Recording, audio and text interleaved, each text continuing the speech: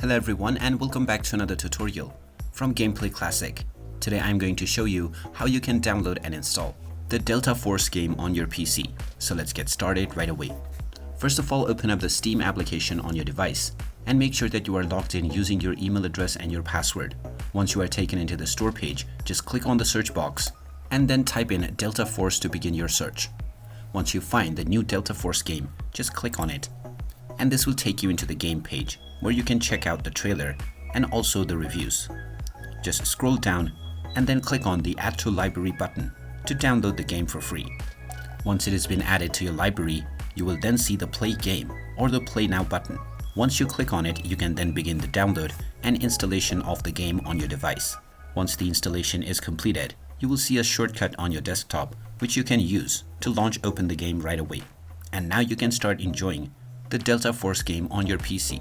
And there you have it. That is how easy it is to download and install the Delta Force game on your PC.